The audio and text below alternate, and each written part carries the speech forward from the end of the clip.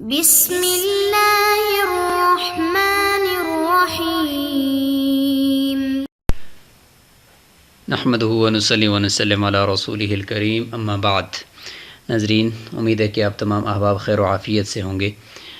جغرافیہ کا سبق نمبر 33 ہے اور طبی جغرافیہ اپنے اختتام پذیر ہونے کو ہے، اور آخر میں ہم تذکرہ کر لیتے ہیں 3 مصنوعی نہروں کا، چونکہ آب جاری چل رہا ہے تو آب جاری میں 3 مصنوعی نہریں یعنی جو انسانوں نے خود کھود کر بنائی ہیں، تو ان میں سے جو مشہور 3 نہریں ہیں ان کا آج ہم تذکرہ کرتے ہیں۔ نہر سویز ہے، نہر پانامہ ہے اور نہر کیل ہے۔ ناظرین، ویسے تو دنیا میں مصنوعی نہریں بہت سی ہیں جو فراہمی آپ کے لیے جا بجا بنائی جاتی ہیں، اور یہ نہریں عموماً میٹھے پانی کی ہوتی ہیں اور دریا سے نکالی جاتی ہیں تاکہ زمینوں کو سیراب کیا جا سکے۔ لیکن یہ جو 3 نہریں ہیں یہ دنیا میں ایسی ہیں کہ جو کھاری پانی کی ہیں، اور یہ دریا سے لے کر زمینوں تک نہیں ہیں بلکہ ایک سمندر سے دوسرے سمندر تک اور ان دونوں کو ملانے کے لیے ہیں تاکہ بحری آمد و رفت اور نقل و حمل میں آسانی ہو سکے۔ تو ان نہروں نے جہاں سمندری مسافت ہزاروں میل کی کمی کر دی ہے، اس میں وہیں یہ دنیا کی تجارتی شاہراہ کی حیثیت بھی حاصل کر چکی ہیں۔ ان میں سے ایک نہر عالم اسلام میں ہے جو نہر سویز ہے اور مصر کے تسلط میں ہے، اور 2 دنیائے کفر میں پائی جاتی ہیں، نہر پانامہ اور نہر کیل جو ہے وہ دنیائے کفر میں ہیں۔ لیکن اہم ترین اور مصروف ترین وہی نہر ہے جس کے کنارے اسلامی ممالک ہیں، جسے نہر سویز کہا جاتا ہے۔ لیکن اس سے استفادہ اور اس پر قبضہ جو ہے وہ عالمی کفریہ طاقتوں کا ہے۔ ان کے بحری جو جہاز ہیں اور آبدوزیں ہیں اس کی نگرانی کے لیے ہم وقت یہاں موجود رہتے ہیں۔ تو آئیے ہم ان تینوں نہروں کا مختصراً تذکرہ کرتے ہیں۔ سب سے پہلے ہم نہر سویز کا تذکرہ کریں گے۔ تو یہ نہر سویز صحرائے سینا کے ساتھ یہ مصر میں واقع ہے۔ یہ جو ہے یہ خلیج سویز ہے، یہ خلیج سویز ہے، اور اسی جگہ پہ موسیٰ علیہ السلام کا جو لشکر ہے بنی اسرائیل کو لے کر وہ پار ہو گئے، اور فرعون کا جو لشکر ہے وہ یہاں پہ غرق ہوا، اور یہ اسی کے ساتھ ہی یہاں پہ یہ مصنوعی نہر نکالی گئی ہے، اور دنیا کی اہم ترین یہ سمندری گزرگاہ ہے۔ یہ بحیرہ روم کو بحیرہ قلزم سے ملاتی ہے۔ یہ بحیرہ ریڈ سی، بحیرہ احمر بھی اس کو کہا جاتا ہے، بحیرہ قلزم بھی کہا جاتا ہے۔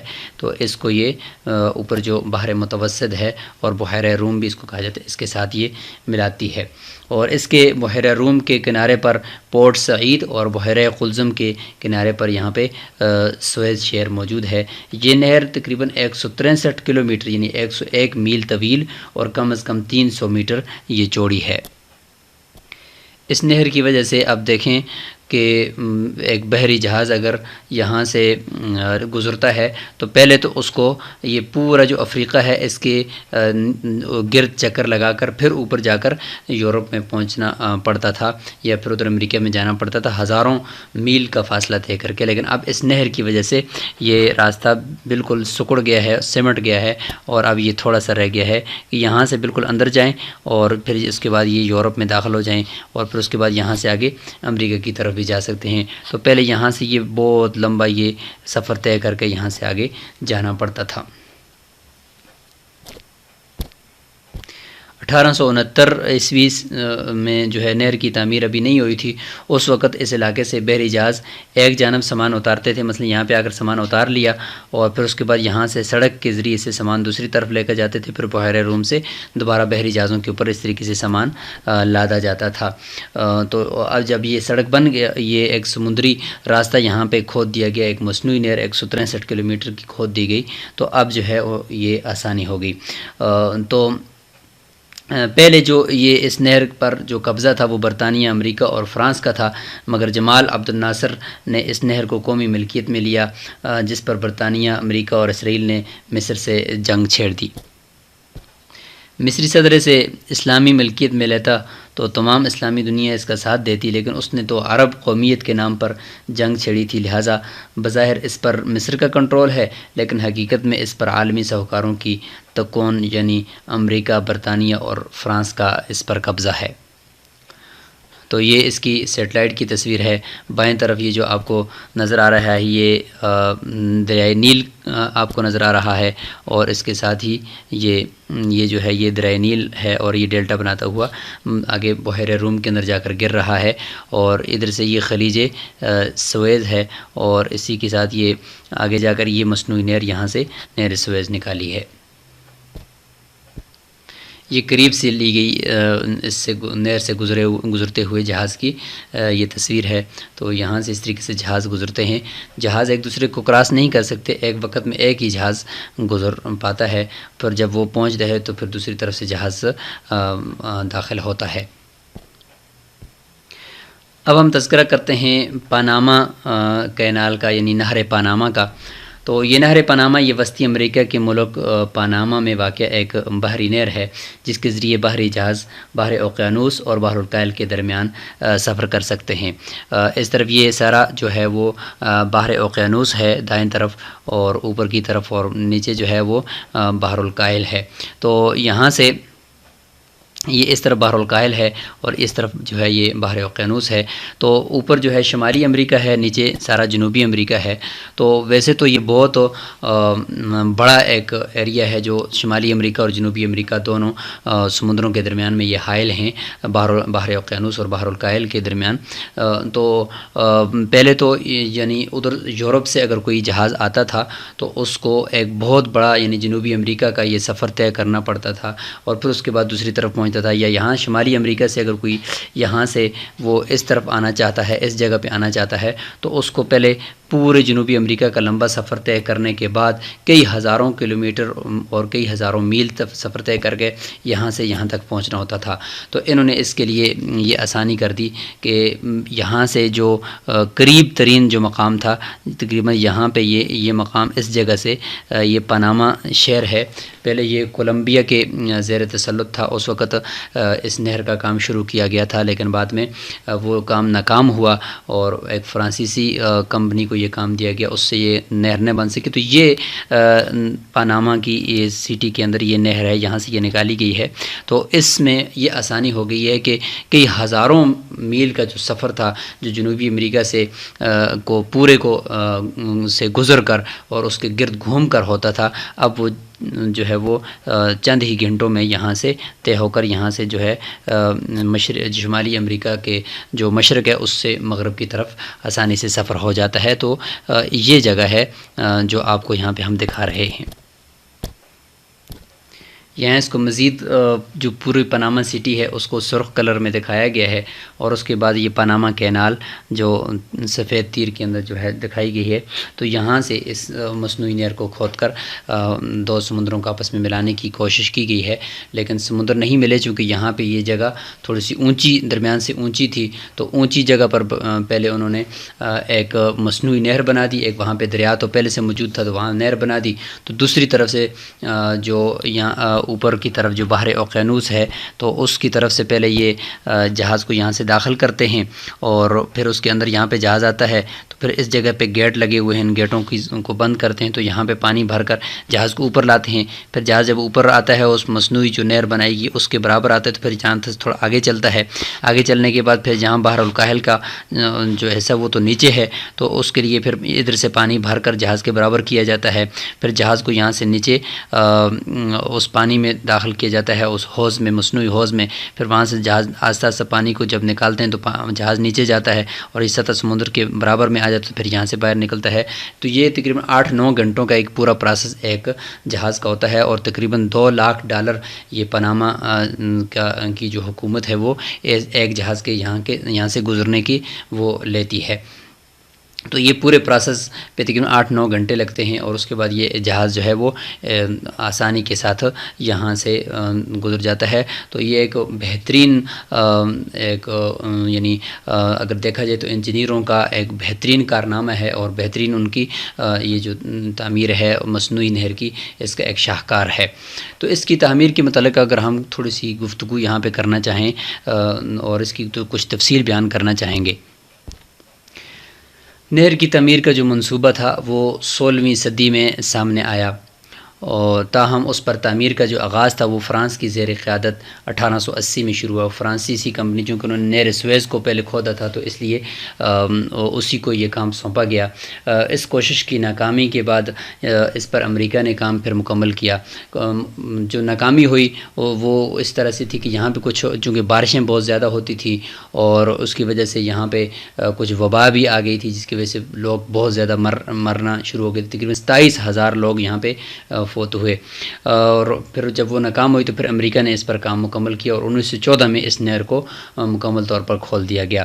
77 کلومیٹر یعنی 48 میل جو ہمارا کم از کم سفر شہری بنتا ہے، اتنے طویل یہ اس نہر کی یہ تعمیر میں کئی مسائل جو ہے وہ آڑے آئے ہیں، جن میں ملیریا، یرقان کی وبا، زمینی تودے گرنا یہ بھی شامل ہیں.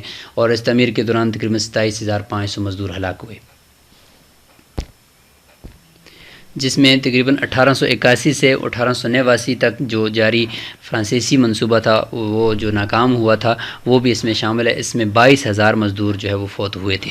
تمام تر احتیاطی اقدامات کے باوجود 1904 سے 1914 تک جاری رہنے والے امریکی منصوبے کے دوران بھی 5,609 کارکن جو ہے وہ ہلاک ہوئے.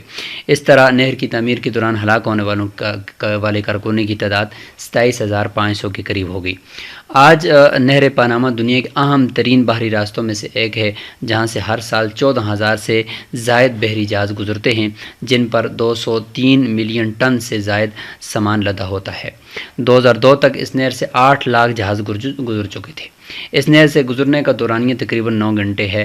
2005 میں اس نہر سے 278.8 ملین ٹن سامان سے لدے 14,011 بحری جہاز گزرے، جس سے روزانہ کا اوسط 40 بحری جہاز بنتا ہے.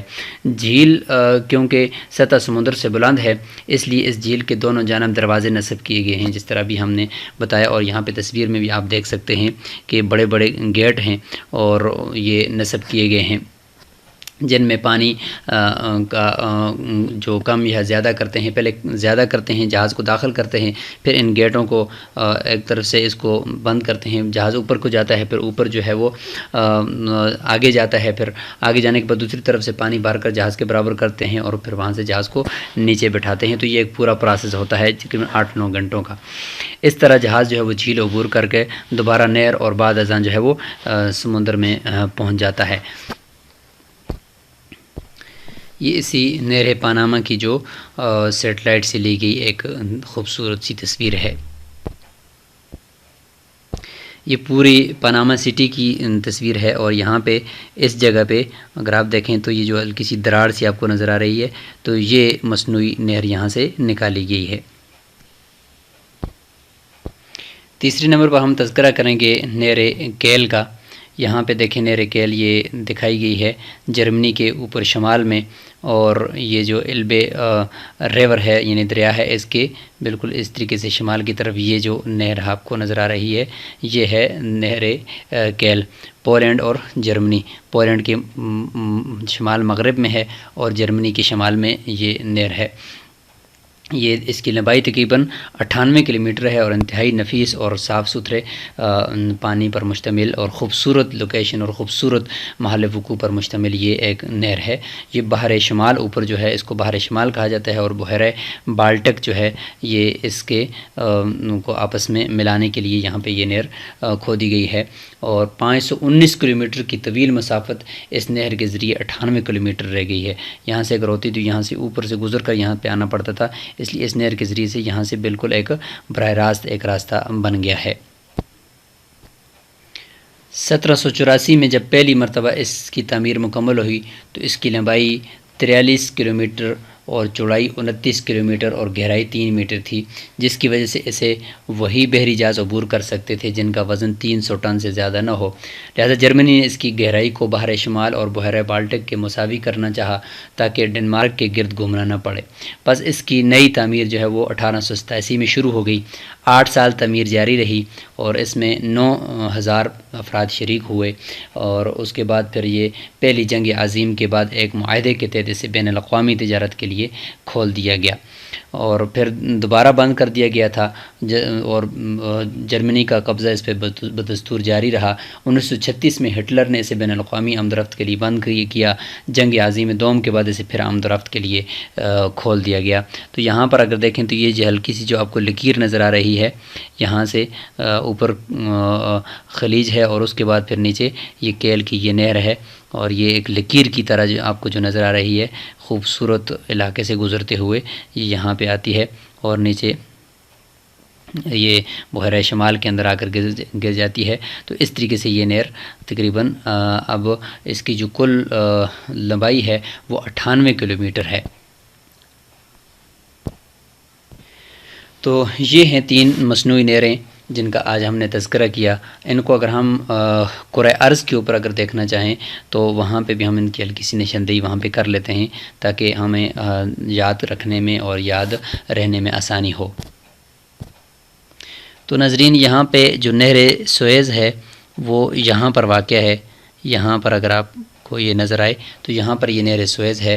تو یہاں کا جو تیل ہے پورا خلیج فارس یا خلیج عرب اس کو کہیں، اس کا جو تیل ہے اس کو یہاں سے لے کر جہاز جاتے ہیں، اور پہلے تو یہاں سے گزر کر بہت لمبا سفر طے کر کے یہ یورپ میں اور پھر اس کے بعد امریکہ جاتے تھے، لیکن اب جو ہے وہ ان کے لیے بہت آسانی ہے کہ یہاں سے جاتے ہیں، اور یہ مضیق ہرمز سے گزر کر بحیرہ قلزم سے، اور پھر یہاں سے جا کر یہ بحیرہ روم کے اندر جاتے ہیں، اور یہاں سے پھر یورپ میں بھی جاتے ہیں، اور یہاں سے پھر یہ شمالی امریکہ اور جنوبی امریکہ کی طرف بھی جاتے ہیں۔ تو یہ ہے نہر سوئز۔ اب ہم تذکرہ کریں گے دوسرے نمبر پر نہر پاناما کا۔ تو یہ اوپر دیکھیں، یہ سارا شمالی امریکہ ہے، یہ جنوبی امریکہ ہے، اور یہ بحر اوقیانوس اور بحر الکاہل کے درمیان میں یہ شمالی امریکہ اور جنوبی امریکہ ہے۔ ویسے تو ان کے ہزاروں کلومیٹر یہ درمیان میں ان کی چوڑائی ہے، اور دونوں سمندروں کے درمیان یہ فاصلہ ہے، لیکن یہاں پہ اگر آپ دیکھیں تو اس جگہ پہ یہ فاصلہ بالکل 50 میل رہ جاتا ہے۔ اس جگہ پہ یہ فاصلہ بالکل 50 میل رہ جاتا ہے۔ تو اسی جگہ پہ یہ نہر پاناما ہے، اور اس کو کھود دیا گیا ہے، اور اس کو پورے ایک پروسیس کے ذریعے سے یہاں پہ جہازوں کو گزارتے ہیں۔ اب جو شمالی امریکہ کے مشرق سے اگر کوئی سفر کرتا ہے بحری جہاز کے ذریعے سے، اس کو یہاں سے گزرنا نہیں پڑتا، ہزاروں میل کا مہینوں کا سفر نہیں کرنا پڑتا، بلکہ وہ یہاں سے آتا ہے، اور یہاں سے آ کر وہ 24 گھنٹوں سے 30 گھنٹوں کے اندر اندر آ کر یہ مغربی امریکہ تک وہ پہنچ جاتا ہے۔ اور تیسرے نمبر پر ہم نے جو بات کی تھی وہ تھی نہر کیل کی۔ تو نہر کیل جو ہے وہ یہاں پر یہ اوپر جرمنی ہے، اور جرمنی اور پولینڈ کے جو شمال ہے اس میں ہے، یہاں پر یہ تقریباً آپ کو یہ ملے گی، اس جگہ پر یہ نہر کیل ہے۔ تو یہ زمین اور ارض کے اوپر ہم نے کچھ ان کی نشاندہی کر لی۔ تو طبی جغرافیہ کے جو اسباق ہیں وہ آخری اسباق چل رہے ہیں۔ اگلے سبق کے اندر ہم انشاءاللہ کرۂ خاکی اور کرۂ آبی کی کچھ دلچسپ معلومات آپ کے سامنے رکھیں گے، اور اس کے بعد انشاءاللہ ہم سیاسی جغرافیہ کی طرف چلے جائیں گے۔ السلام علیکم ورحمۃ اللہ وبرکاتہ۔